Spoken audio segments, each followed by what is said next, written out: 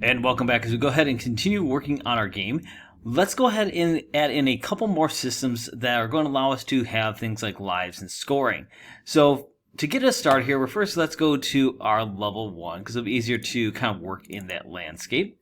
And we're just going to zoom out here a little bit. And what we want to do is first create a canvas object. So we're going to go down to UI and we're going to choose to make a canvas object. And what we want to do is look at our scale mode, and you can see right now it's set to constant pixel size.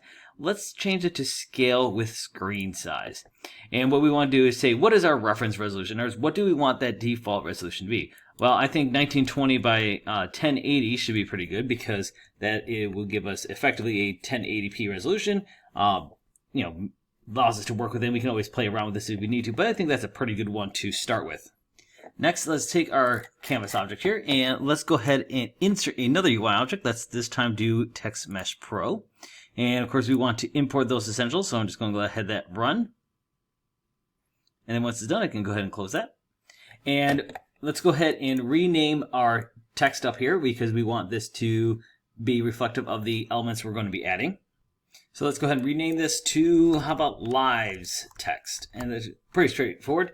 And just so we can kind of see where that's going to be, I'm going to actually zoom out here to my canvas here. So I got a little bit of zooming there. There's my text. And I'm going to go ahead and position that up here in the corner because that's where I want this to be. And let's increase that font size up. Let's go to, let's say, 175 just to start here. And we want this to say be something like, let's say, 99. All right. Or even 100. Some value that we want to have the player have to start at. And we can resize this box a little bit here just so we can kind of get that in there. That looks pretty good there. And of course I can move that around to where I get right where I want it. Now I don't want to leave this plain boring text, so I'm going to give you a quick micro challenge to go ahead and add your own fonts in the game. I'm not going to ask that you do the same one I do, but go ahead and find your own one that you think is going to be most appropriate for this. Remember, you can use a site like Math&Comps to go ahead and look for some of that. Let's go ahead and get that changed over. Alright, so hopefully you went ahead and picked out your own font, and again, it doesn't have to match mine. And if you're not happy with the fonts I have, you can always come in and change it. But for now, let's go ahead and make sure that we have this anchored. We want to anchor this in the top left corner here, so that it's always up here, that we're not worrying about it being dragged around at all. Now, even though this is anchored here, one thing I've noticed, it does have a little bit of a padding kind of effect to it. So I'm actually going to drag that upward just a little bit here, so those numbers are a little bit closer to the top of that screen there. Next, let's go ahead and duplicate our lives text because remember we're going to need a scoring object. So let's go ahead and change this to the score text. Now, of course, we need to move this here. So let's go ahead and grab that here. It's kind of stacked on top of my other existing text. So I'm going to go ahead and try to move that so it's in place here. And let's make sure that this one we're going to anchor this one, let's say top right, just so that one's up there. And let's change this text to be a couple more digits wide here, just so we have a little bit more to work with. So I'm going to expand that out just a little bit because then it just, again, gives me a little bit more to work with.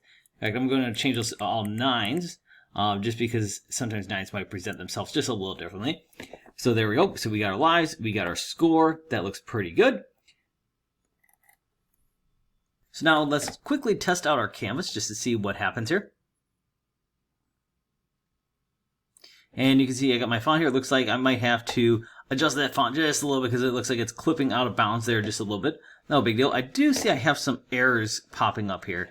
And that's probably actually coming here from the event system. You look, we can see we have an error here. So let's go ahead and fix that. So we're just going to go ahead and click replace. That'll fix that up.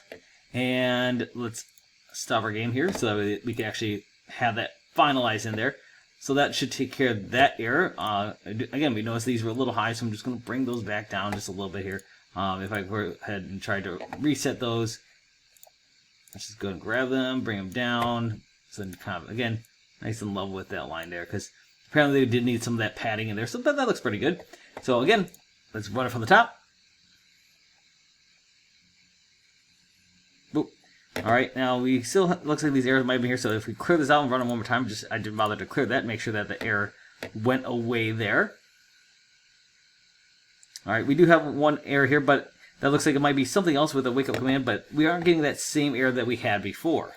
Now let's pop on over to our game session script because we want to go ahead and update certain things. Like, for example, we want to have control over our score and our lives text and stuff like that. So these are things, of course, we're going to want to be able to manipulate. So let's just go ahead and add in a using, and we want TMP Pro because we want to use that Text Mesh Pro. And we're going to want to go ahead and serialize in some fields here. So we'll do serialize field. And what is this going to be? Well, it's going to be a Text Mesh Pro GUI. And let's call this one how about our live text? And then, of course, we're going to copy that. Again, another Text Mesh Pro GUI. And this will be our score text. Make sure we save. Now, before we forget to do it, we, of course, do need to look at our game session. You can see that we now have these fields untagged. So I want to make sure that I do this to my prefab. So I'm actually going to go into my prefab here. You can see I can't access these things. So I want to make sure that what I'm going to do is click on game session, grab live text. Let's bring that on over. Grab score text, bring that on over. So those are populated. And then let's go to overrides. You can see it's not asking for any applications to be done here. So that is good. Now, if you recall, we already have a thing for our lives, which is, of course, right here, this float that we have set up. So what we want to do is get this to populate this. So we actually are going to want to bring back our start method here. So void start. And I'm going to take the private off here. And with this void start, what do we want to do? Well, we want it to take that lives text, dot text. And what do we want to set that equal to? Well, we want that to be our player lives dot toString. And that should allow us to do that. Now, of course, this is not the only time that we want that to be populated. This is the start of the game. Where else does this happen? Well, if you remember, we have, of course, our take life method, which does a player lives minus minus. So we want to, of course, add that in here. I also have a player gain life, so I'm probably going to want to make sure that that is also updated during that time. All right, so let's go ahead and test things out here. So let's see if we get some numbers updated. So we'll go ahead and press play.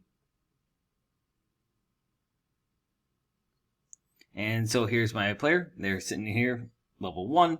We can see we have 3 up here. We still have our scores, which hasn't been affected.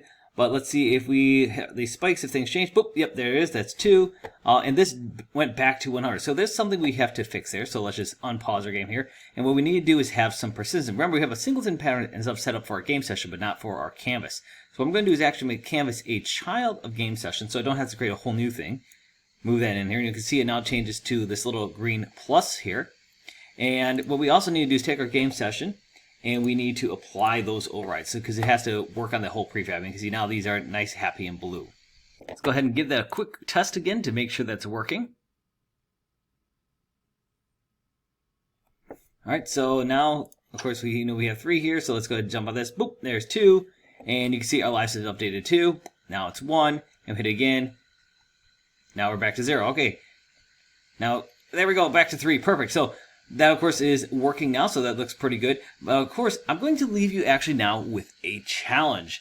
So we, of course, have a scores object set up here. And so my challenge for you is to go ahead and create some kind of scoring mechanism. Now, of course, you can do this with the hearts if you want. You can create, like, every time you collect heart, maybe the player earns a couple points. Maybe you have a thing also where if they get hit by an enemy, or maybe if they hit a spikes, they're going to lose points. I'm going to leave that system up to you. I'm not going to really mess around with here for our demonstration purposes. I might decide to add my own in, like maybe if I just destroy an enemy, I'm going to gain some points. But ultimately, how you implement that system is going to be up to you. But that is the challenge I'm going to leave you with, because by now, you should be getting a little bit more comfortable playing around with some of the code stuff, especially since it showed you how to go ahead and manipulate this here. But again, choose what you want to do for your scoring system, and let's see what you come up with.